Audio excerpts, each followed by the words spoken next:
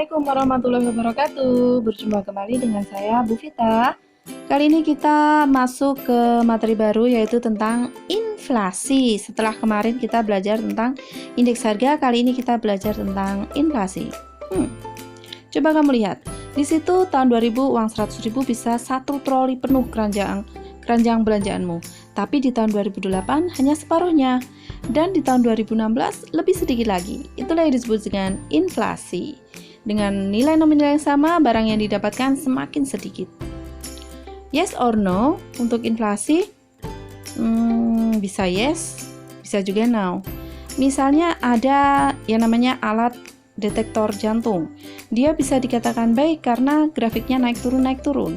Tapi jika grafiknya sudah lurus, innalillah, berarti orang itu sudah meninggal dunia. Begitu juga dengan inflasi. Teori inflasi ada 3. Yang pertama dikemukakan oleh Irving Fisher yang menitik beratkan inflasi pada kenaikan jumlah uang yang beredar di masyarakat. Jadi dia menekankan pada jumlah uang yang beredar di masyarakat yang semakin banyak akan mengakibatkan harga barang-barang menjadi naik juga. Teori inflasi yang kedua dari Keynes. Keynes menekankan pada masyarakat yang ingin hidup di luar batas kemampuan ekonominya. Itu menyebabkan kenaikan harga yang memicu pada inflasi atau inflationary gap. Dan teori yang ketiga adalah teori strukturalis yang menyorot inflasi dari struktur ekonomi suatu negara, dari kekakuan penerimaan ekspor dan dari kekakuan penawaran bahan makan yang mengakibatkan kenaikan harga barang dan jasa. Secara umum, inflasi itu adalah kenaikan harga pada waktu yang lama dan terus-menerus pada masyarakat luas. Belum tentu negatif, dia bisa juga positif, tergantung pada jangkauan kemampuan negara tersebut. Jadi kadang-kala memang inflasi dibutuhkan. Pengertian inflasi adalah proses meningkatnya harga-harga secara umum dan terus-menerus dalam jangka waktu yang lama. Umum, terus-menerus, dan dalam jangka waktu yang lama, yang mengakibatkan nilai uang menurun. Kebalikan dari inflasi adalah deflasi. Perubahan harga mempengaruhi jumlah barang dan jasa yang dibeli. Jenis inflasi dibedakan menjadi asal, penyebab, dan keparahan. Untuk asal, inflasi bisa berasal dari dalam negeri dan juga bisa berasal dari luar negeri. Untuk inflasi yang berasal dari dalam negeri, misalnya contoh disebabkan oleh bencana alam yang mengakibatkan distribusi barang menjadi terhambat sehingga mengakibatkan harga-harga barang dan jasa menjadi naik. Begitu juga dengan jumlah uang yang beredar yang meningkat menyebabkan harga-harga juga naik. Inflasi yang berasal dari luar negeri disebabkan salah satunya adalah karena krisis ekonomi global. Apalagi sekarang sedang pandemi COVID-19 yang tidak hanya berefek pada kesehatan tapi juga pada ekonomi.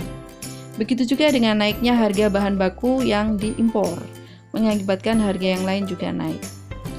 Penyebab inflasi ada 2, yaitu demand pull inflation dan cost push inflation.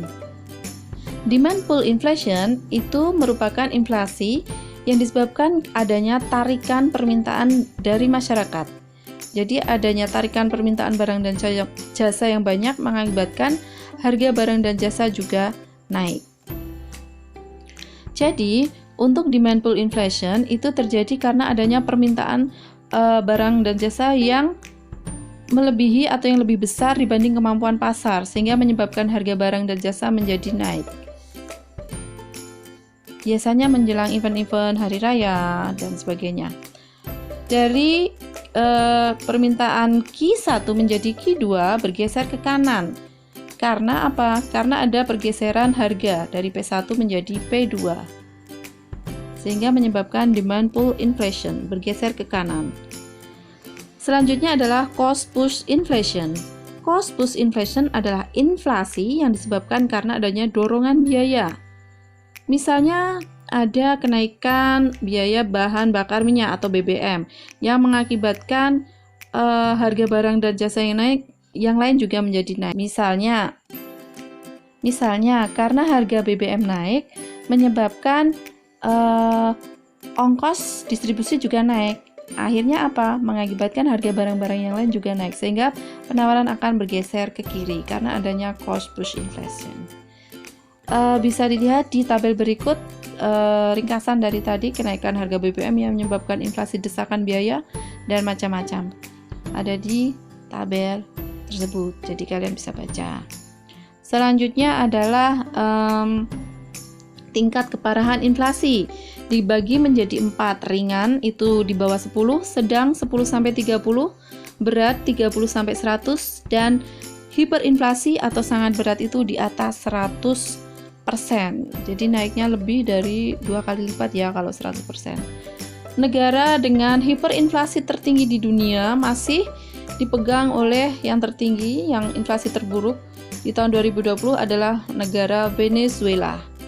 Negara Venezuela menempati posisi pertama negara dengan hiperinflasi terburuk di dunia. Kalau tadi hiperinflasi itu lebih dari 100%, maka di Venezuela tembus juta persen. Jadi harga-harga barang naik menjadi 1 juta persen. Untuk misalnya harga ayam ya tadi ya bisa melebihi 1 juta persen. Itu awal mulanya karena adanya terlalu pede dengan sumber daya minyak yang dimiliki, sehingga dia memutuskan hubungan dengan negara-negara lain yang mengakibatkan kan tidak selamanya di atas ya, roda kadang di bawah. Jadi harga minyak turun, otomatis ya itu tadi terjadi hiperinflasi atau kenaikan harga yang sangat banyak di Venezuela. Fakta-faktanya seperti itu.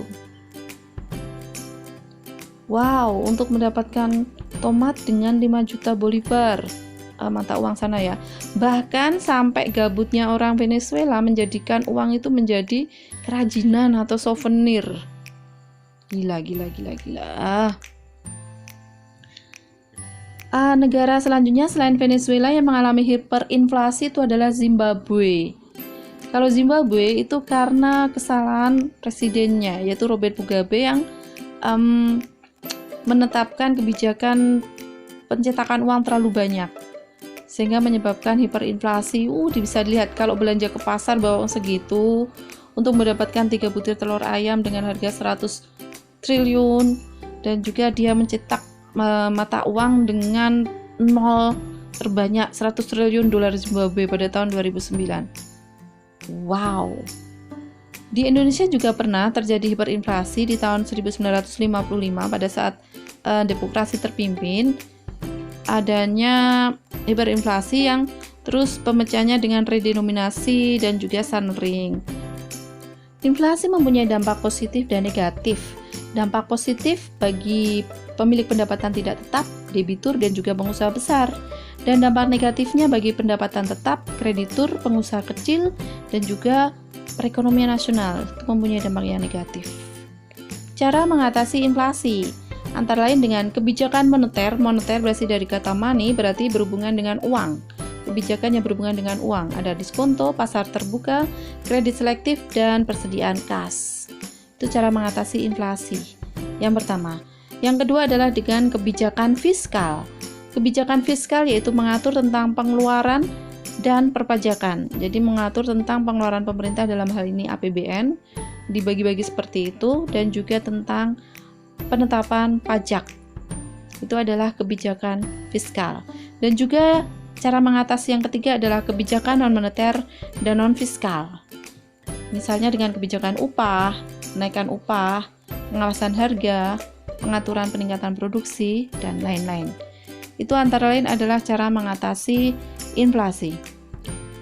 Inflasi juga bisa dihitung laju inflasinya dengan menerapkan rumus, yaitu indeks harga konsumen bulan ini dikurangi dengan indeks konsumen bulan sebelumnya dibagi dengan indeks harga konsumen bulan sebelumnya kalikan 100%. Untuk contoh soalnya bisa dilihat di layar seperti itu.